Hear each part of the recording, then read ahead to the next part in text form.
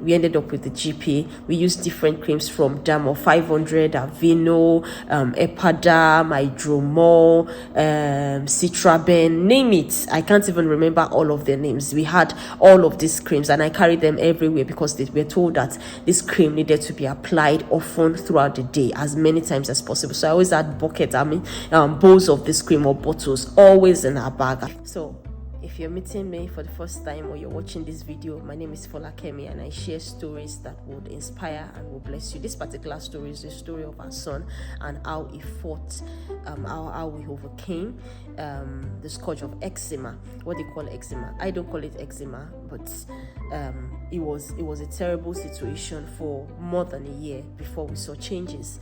And I have seen a lot of people go through this, particularly immigrants in the UK who have children and are facing the same situation at this time. So please like this video, share it and send it out there. It will bless somebody and it will help somebody, to help a child from suffering unnecessarily.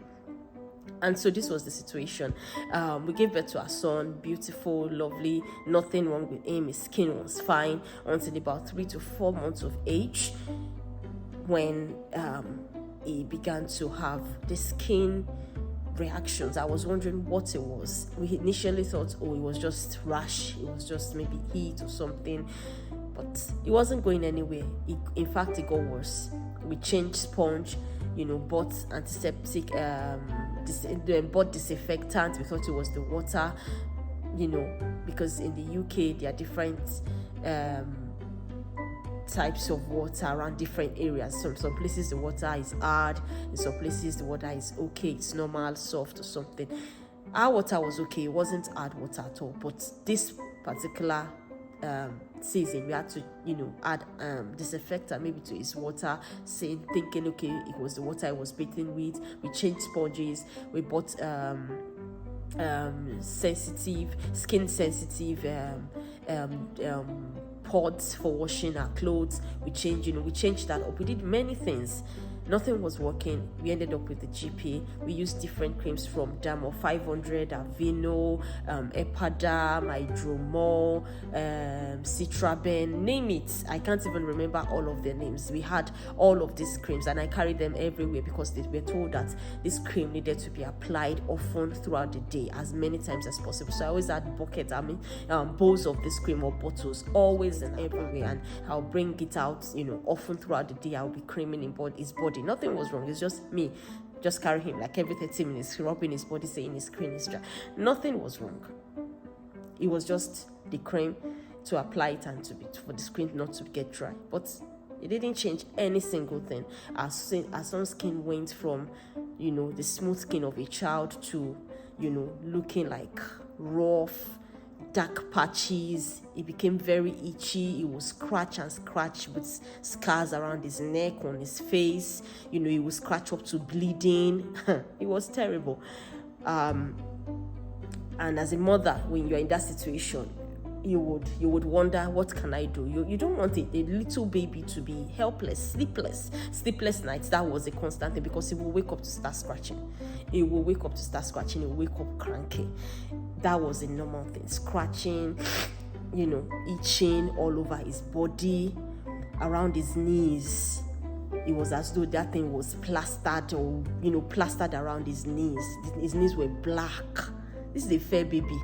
His face we used everything from moisturizers to we used everything from moisturizers to steroids to shea butter, using natural. Nothing was working. It was a very challenging period for us, and I know that's the same thing that a lot of people are facing. And it's so sad when you see a little baby facing this type of situation and there is really nothing you can do to help. There's really nothing you can do to help. I remember a particular meeting I went for, and I had my baby with me, and I carried him, and suddenly he started crying, itching, crying. He itched so much that he started to bleed on his leg, right there and then, in the face of everybody. I was so worried. I carried the cream, I put it, I applied it. We used to trim his nails down. In fact, at some point he started wearing pop socks because we needed to shield his legs from being scratched. So we had to wear pop socks. It was a demanding and you don't wish it on anyone, particularly because this child is just a baby. Like, where did he get this from? I tried, okay, maybe this one at this time it was about 3 to 4 months, so we had not introduced new food. It was just nearing that period when I would start to introduce something apart from breast milk. I tried introducing maybe soy, and I realized it was throwing up with the soy, baby food with soy in it, and my son was throwing up, so I left that. So I remember that at that meeting, somebody even carried him, trying to pacify him. Another sister carried him, trying to pacify me. It was not working. Even they were pitying me. They looked at me and like, when you look at something like, I really want to help, but honestly, I don't even know what to do. Nobody knew what to do. My son was cranky and crying. Finally, we went home that day.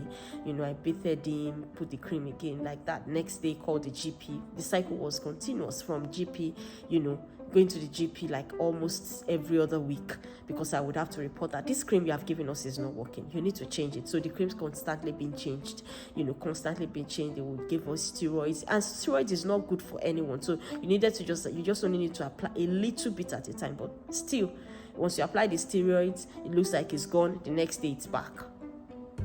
And that was the cycle. Prayers was already ongoing. This was the background of everything. But the point when, everything broke was when he came up with a boil.